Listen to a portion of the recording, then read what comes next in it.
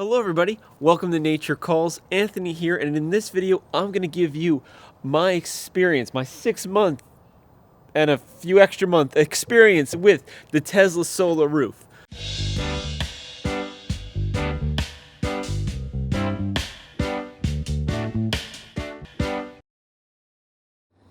Alright, so now for the tiles. There's 156, or about 156 solar tiles on my roof here. The other tiles are just glass tiles, but 156 producing tiles. So pretty good. That gives us an output of 10.5 kilowatts. Which is pretty sweet. Now, we're not necessarily hitting that this time of year since it is, March. The sun angle's not really the best, but we are getting into the 7 kilowatt range during this time of year, and we kind of hit our low back in January or so when we were in like the low 4s. So a little bit, a little more tight there. We were taking more from the grid. Now we're having days where we're producing like 200% more than we actually need. Of course, this is because we don't have the air conditioning on, the pool's not on, and on those days we did not have our two Tesla vehicles on charge, our Model 3 and our Model Y. So with none of that going on, just running regular lights and stuff, the Tesla solar roof was just pumping out the power. And that leads us to our last point. As you can probably see, if you were looking, there's no power walls on this house. Well, we ordered power walls when we ordered the roof. We ordered 3 power walls, and they're supposed to go in this section over here, to the side of the Tesla inverters. They're just super back ordered right now, and we are waiting on permits and things like that. So it looks like a lot of that is in. So hopefully we will get our power walls before the 1-year anniversary of me getting my Tesla solar roof. We will see. Hopefully it's sooner than later. Again, I think we're probably going to be one of the first houses in the area that will actually have them installed. But we'll find out. I'll just be happy to actually finally get ours, because we have been waiting 6 months since this has been installed, and we were told that it was supposed to be here by now. So we'll get into little cons of what's going on. Things that aren't working out as well. Nothing too major, but we'll get to it further along in the video. All right. So now let's talk about weather. There's 3 probably big weather factors. One is going to be snow.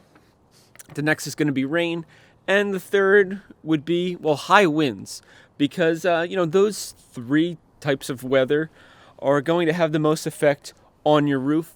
If there's others you want me to cover, let me know, but those are the 3 that definitely stuck out the most. The sun's definitely not going to be a problem. It just eats up sun. So with that, let's get into the snow first. Now, a snow with a traditional asphalt roof, the snow just kind of sits there. You start getting too many feet of snow on it, then you start worrying about, my roof really going to support this well? Do I have to try to clean off my roof to actually, make sure it doesn't cave in? You hear about it every so often on the news with somebody's house that caves in because it's too much snow on it because, they got 3 feet. Well, with the solar roof, the way these tiles are designed, and Elon actually explained it on his Twitter because somebody asked him, they're actually slightly hydrophobic, which means the water really doesn't want to stick to them. And since snow has some water in it, it really doesn't want to stick to the roof. So the roof basically naturally and automatically just clears itself. The snow, when it builds up, just starts rolling right off of it, and you get a nice little pile right below it. This works great. One, because then you don't have to worry about there being too much snow on your roof and having to clean it off somehow. And number 2, since you have solar, you want those panels clean so they can actually produce energy. And if they're going to clean themselves off, they'll be back to producing nice energy from the sun. And believe it or not, during our snowstorms here this year, we were actually getting some energy from the solar tiles as it was snowing. So they're pretty efficient, I would think, because you already have the sky all gray and kind of dark because, it is kind of blocking out the sun and it's snowing. And yet we were still making, some power, which was pretty impressive. With that, we'll move on to rain. Rain in this roof is very wild to watch. It's kind of more like a waterfall. The water just hits it and then it just slides right off of it. Basically flies off the roof. This is also very nice because that means it's not hanging around up there. It's not lingering. A good amount of it goes into the gutters. Some of it actually flies over the gutters. I personally don't see this as a major issue, and a lot of people I know in construction don't see this as a major issue. Tesla didn't say it was an issue. I did not decide to change my gutters. That was not something that Tesla does. It would be, I guess, like an outside service. At this point, I see no reason to. The water stays plenty far enough away from the house as is, so I don't think it's a problem. But it is pretty wild to watch all that water flying off, and some of it makes it to the gutters and then runs down and runs away, and the rest kind of just boom, shoots itself right off, slings itself right off the roof. Pretty wild to watch. Now the next up is high winds, and high winds is something that you would think, oh, you know what? You got all those tiles, they're all pressed down on there, they lock in. Could they lift up? Do they lift up? In my experience personally, I have not had an issue with any of the tiles on the roof lifting up. None of the main tiles in the middle, none of the tiles that run on the sides to tie the whole thing in. Everything has been perfectly fine under high winds. They've been basically tested here up to around 70 miles an hour, give or take. We had a nor'easter come in, and you have a day or two worth of hard winds with wind gusts, sustained 30 mile an hour plus winds with some 70 mile an hour gusts. They got some abuse this winter from those winter storms, and they held up great. No issues at all. Nothing shifted. I didn't have to call Tesla out.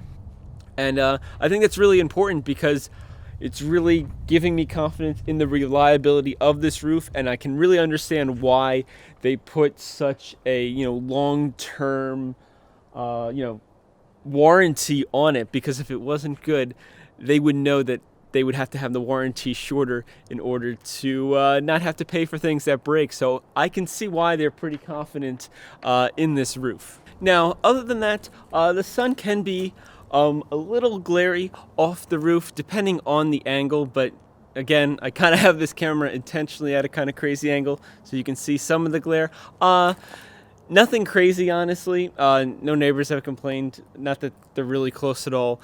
Anyway, but I'm sure if there was an issue with it, we'd already hear it in the news. But figured I would just point that out.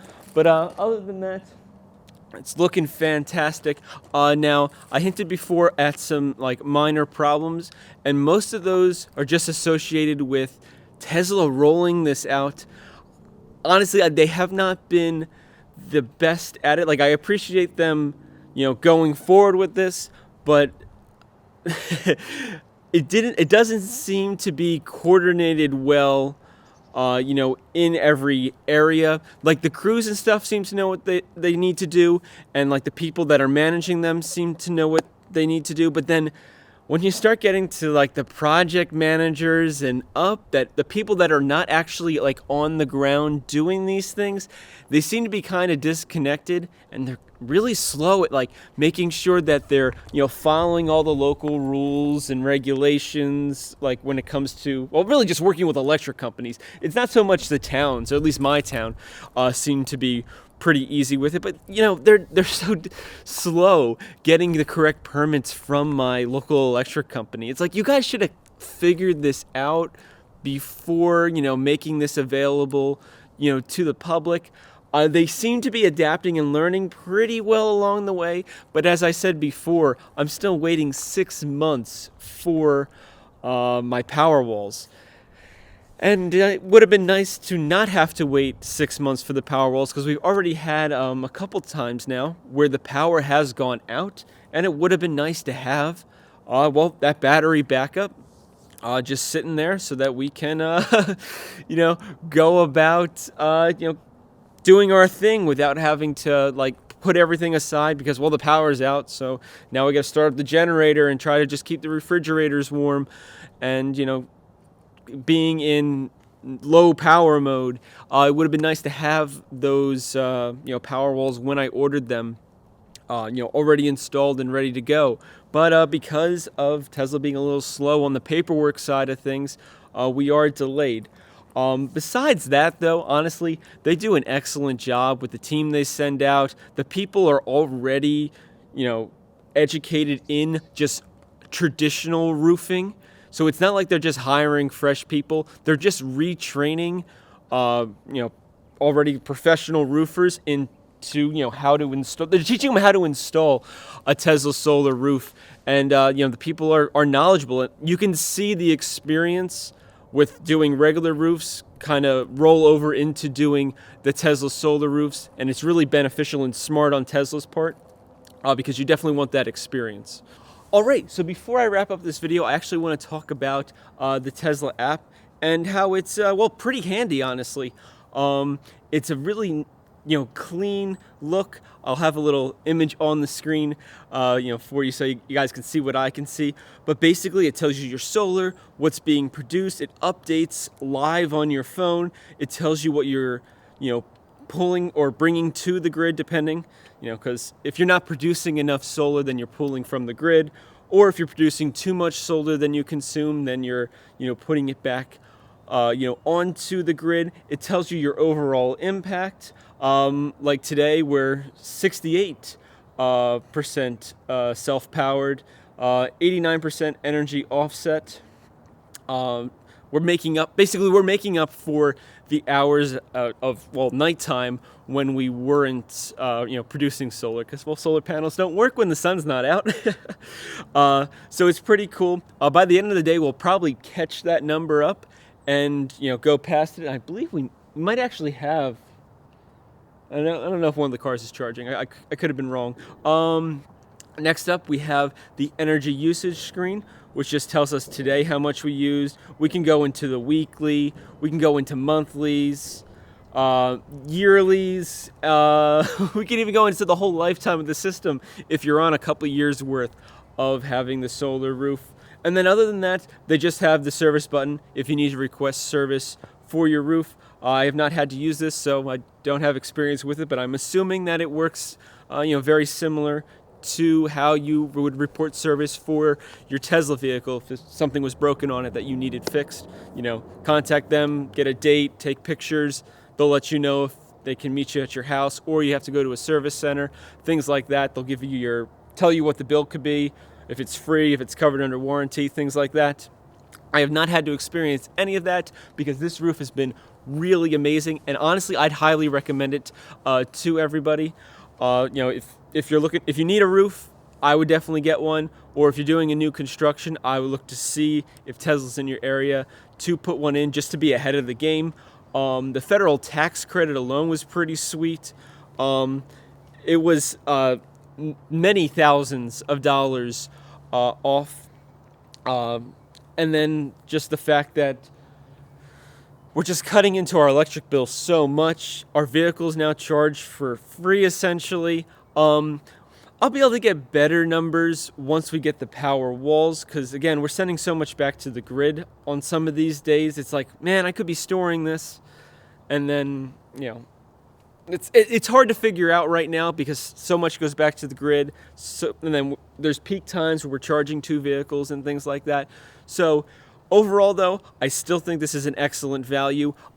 Completely free, maybe not at this point in time, like one of my earlier videos suggested, but it's going to be pretty darn close, I think, especially in the summer. I think in the summer, basically all of our energy usage is going to be covered by the roof. In the winter, I think it's going to be lower by maybe up to 50%, depending on the day, or if we get a stretch of time where there's no sun because of storms and stuff. But, I'll give you guys feedback. I'll probably do another one of these videos at the year mark, around July or so, and let you know how things are going. But so far, so good. If you have any questions, please let me know. Leave comments down below. I'll do my best to answer them. If you're interested in picking up one of these, check out my link so you can get money off your Tesla roof. So check that out. If you have questions about New Jersey and stuff, with how they run their rules and regulations for these things, I can try to answer some to a point. Obviously, I'm not a professional, but I've gone through a lot of steps already, so maybe I can help you out with those and or make videos to help others out. So let me know. Thank you so much for watching. Hopefully you enjoyed checking out my Tesla solar roof. I'm really excited about it. And as always, have an excellent day.